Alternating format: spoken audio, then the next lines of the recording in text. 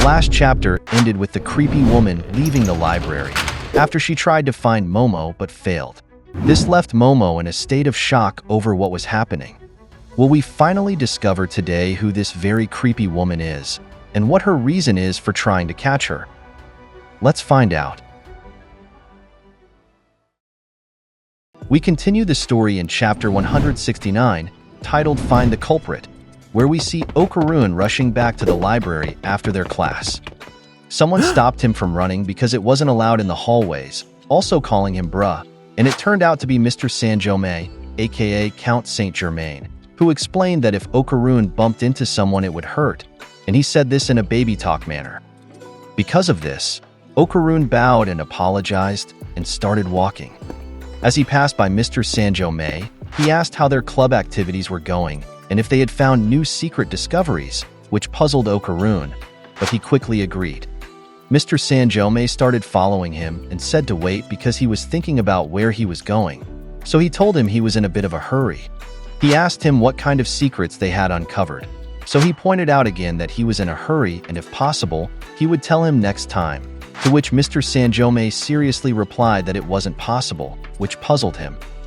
He just kept walking while saying he would tell him at another time, but Mr. Sanjome persistently followed him while refusing because he said noise cancelling wasn't his cup of tea. Okarun then asked what was he talking about, so he said he was asking about uncovering secrets and explained that in order to cancel out noise, the noise waveform must be hit by an opposite waveform. He said it was just like the relationship between plus and minus, and when that happens, you would expect to hear twice as much noise, but what really happens is you simply no longer hear it. But for him, he said it causes a sicky, icky feeling, so he doesn't use it, making Okarun to reply sarcastically as if he's interested.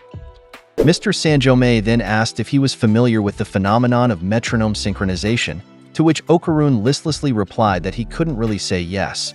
So Mr. Sanjome explained that if you randomly start moving numerous metronomes, the vibrations coming from them would be transmitted to other metronomes, and within 2 to 3 minutes, they would all synchronize. He added that bacteria move the same way, and they also have unique vibrational frequencies, but in response to their environment, they align to individual ideal vibrations, and all of them would follow that vibration.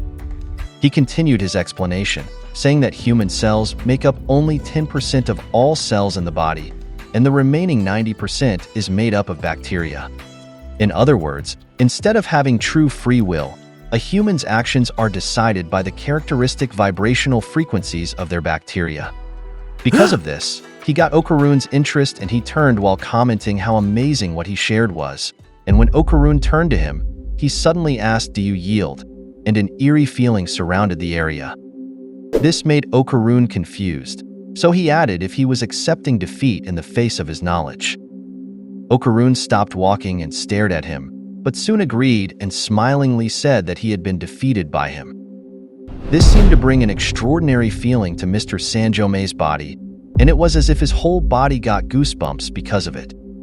Before Okarun continued walking, he said he hoped Mr. Sanjome would share more of this kind of knowledge in the future, but right now he was really in a hurry.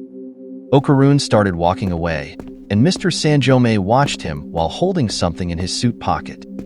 After Okarun turned into another hallway, Mr. Sanjome took out a small blade similar to the blade he used to take fairy tale cards' power previously, and he stared at it as if contemplating what he should do, but after a few moments, he started walking back to where he came from. In the next scene, we return to the library where Momo is explaining to her friends what happened when they weren't there, and she pointed out that the creepy woman she saw had a small blade that looked like a letter opener, and she was clearly looking for her there. Ira asked her if she knew which class she was from, to which she replied no. Sakata interrupted and shouted to wait, and there was only one meaning to this. It was time for him, Sherlock, to lead and show his skills here, which made Momo shout for him to be quiet. Okarun arrived there in a hurry and immediately asked them what happened. So Gigi told him there was bad news because Momo had been attacked, while Momo was visibly blushing when she saw Okarun. Okarun was shocked by the news and asked who attacked her, so Ira explained they didn't know yet and they were about to look for her. After that, Ira took Momo and told her to ride in her chest pocket and tell her if she saw anyone who looked like the creepy woman who attacked her earlier while roaming the hallway. Okarun approached Momo and asked if the woman had any distinguishing features. So Momo said she had long hair, and she told her to yield. This caught Okarun's attention and explained that someone had told him the same words just earlier, and while he was saying this, Ira suddenly interrupted and shyly asked Okarun not to talk to her melons, which surprised both Momo and Okarun. Ira said Okarun was doing this on purpose to get her attention, which irritated Momo, and made Okarun shout that she was wrong and he knew Momo was in her chest pocket. Ira then held Okarun's hand and started insisting that he deliberately looked at her front, and that he should just be honest and say it, because she would forgive him. Okarun became embarrassed because of how close her face was to his, and said she was wrong, so Ira insisted again that she wasn't wrong, which made Okarun shout that she was indeed wrong.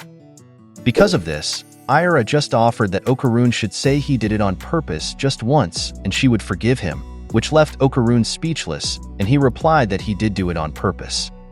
This energized Ira, and she shouted that she knew it, which made Okarun shout that she had tricked him.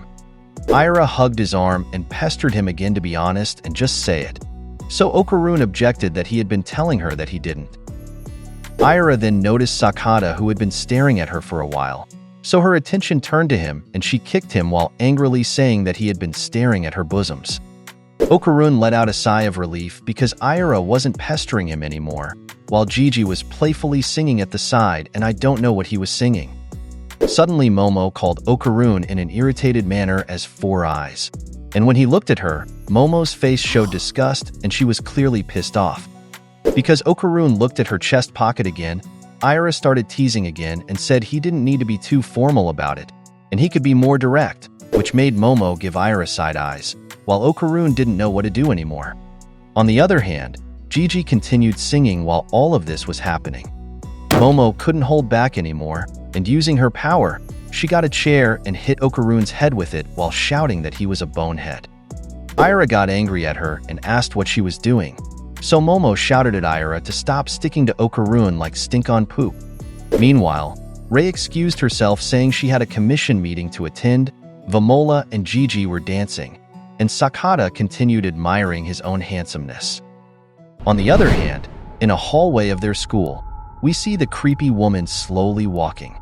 When she walked past a locker, someone suddenly commented from inside it that her way of doing things was all wrong. She stopped because of this, and the voice added that if she couldn't make her opponent surrender first, this woman wouldn't be able to steal their ability. The voice added that didn't it gave her this power to do that. The woman replied that she still couldn't control it well, so the voice said she shouldn't control it and should give in to that power. Face her own desires, it asked what she wanted to do and what kind of self she wanted to become. Suddenly, numerous small creatures appeared behind the woman and seemed to just be following her, and the voice added that she could definitely become the self she wishes to be. And there you have it. What could those creatures be that suddenly appeared behind this creepy woman? Could they be connected to what Momo saw in the library? Who could also be behind the voice that was talking to the woman?